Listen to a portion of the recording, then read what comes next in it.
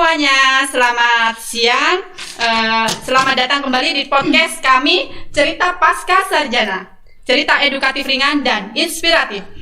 Baik, kami hari ini bersama Mbak Mira dan saya Pipit akan membahas sebuah topik yang sangat penting, yaitu hubungan kebijakan pendidikan dan kekuasaan. Adalah materi yang kami susun dalam sebuah pembahasan untuk tugas mata kuliah, yaitu analisis kebijakan dan tata kelola pendidikan dasar di bawah bimbingan Profesor Dr. Samsul Hadi dan Dr. Ibu Radeni Sukma Indradewi. Nah, betul sekali nih Bu Pipit. Di sini kita akan membahas tentang topik antara hubungan kebijakan dan kekuasaan. Mengapa sih kita mengambil topik hubungan antara kekuasaan dan kebijakan ini? Karena kebijakan dan kekuasaan itu merupakan dua hal krusial yang tidak dapat dipisahkan. Nah, sesuai dengan yang ditegaskan oleh Fowler di bukunya di tahun 2013 yang menyatakan bahwa pelaksanaan kekuasaan secara langsung itu terbentuk dari hasilnya sebuah proses adanya kebijakan. Nah, contohnya di dunia pendidikan nih, para pemimpin dan administrator sekolah itu memiliki kekuasaan yang sah berdasarkan posisi yang dimilikinya. Namun karena kebijakan bukanlah ruang kosong, para pemimpin sekolah juga berinteraksi dengan beberapa kelompok yang berusaha untuk mempengaruhi atau menolak kebijakan. Lingkungan kebijakan pendidikan saat ini sudah berubah drastis dari yang dulunya relatif tenang, kini menjadi lebih cepat dan tidak terduga. Nah, pada tahun 1980-an Ibu Pipit, sekolah negeri itu dianggap sebagai instansi yang sangat dihormati. Kenapa sih sekolah negeri di tahun 1980-an itu dianggap sebagai instansi yang sangat dihormati? Yang pertama, karena di sekolah negeri itu pendanaannya itu relatif memadai. Selain itu juga kebijakan yang dibuat dalam sekolah negeri itu secara lambat, tetapi itu bertahap Bu Pipit. Nah, dan yang terakhir itu di sekolah negeri itu pendidik itu dianggap sebagai ahli yang sangat dihargai pendapatnya.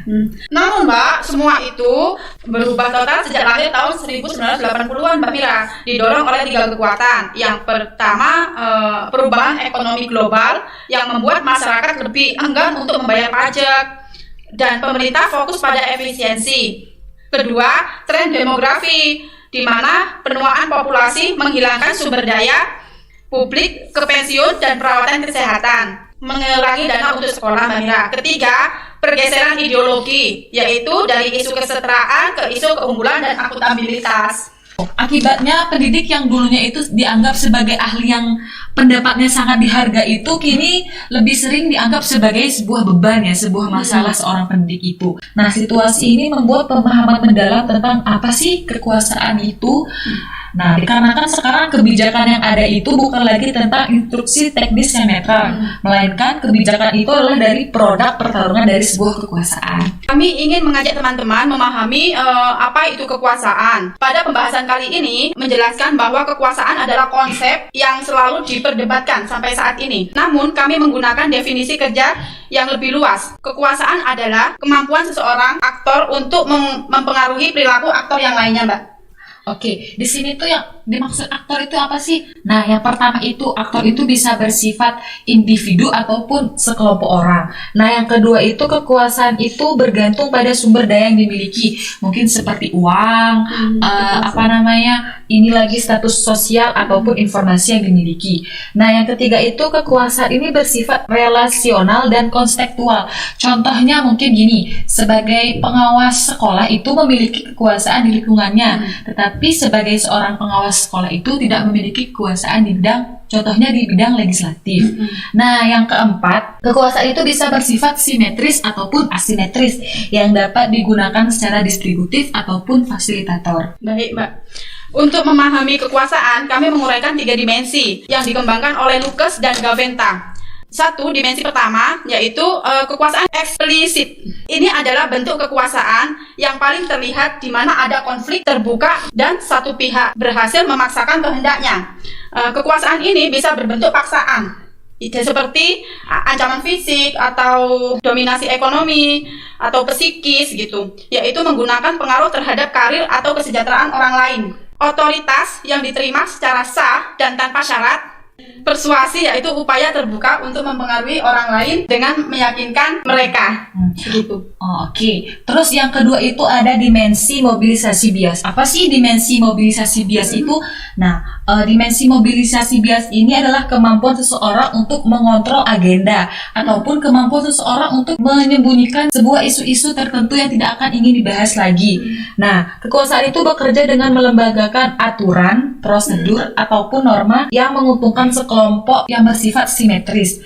Nah, contohnya di sekolah, bisa saja di sekolah itu ada bias yang menghalangi keterlibatan orang tua di kelas dengan pekerja atau anak-anak yang bersifat minoritas. Dimensi ketiga yaitu pembentukan kesadaran, yang dimana ini adalah bentuk kekuasaan yang paling dalam dan tidak terlihat, yaitu saya ngutip di Lukas 2005 yang menggambarkan sebagai kekuasaan tertinggi untuk membuat orang lain memiliki keinginan yang Anda inginkan, yaitu lembaga sosial seperti sekolah memainkan peran utama dalam membentuk kesadaran diri yang bisa sangat memberdayakan atau sebaliknya melumpuhkan, begitu Mbak Mira. Oh, oke. Berarti penggunaan kekuasaan ini selalu menimbulkan pernyataan yang etis, sesuai yang dikatakan oleh Lord Acton yang pernah berkata, kekuasaan itu cenderung merusak dan kekuasaan absolut itu merusak secara absolut.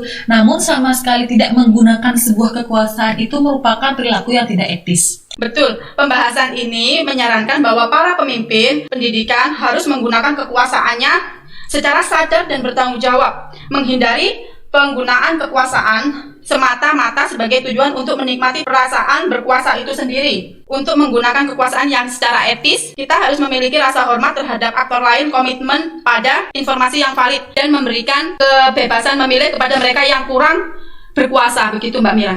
Oke, dari topik yang kami bahas ini, kami dapat menyimpulkan bahwa hubungan antara kebijakan dan kekuasaan dalam dunia pendidikan ini sangat erat dan tidak dapat dipisahkan.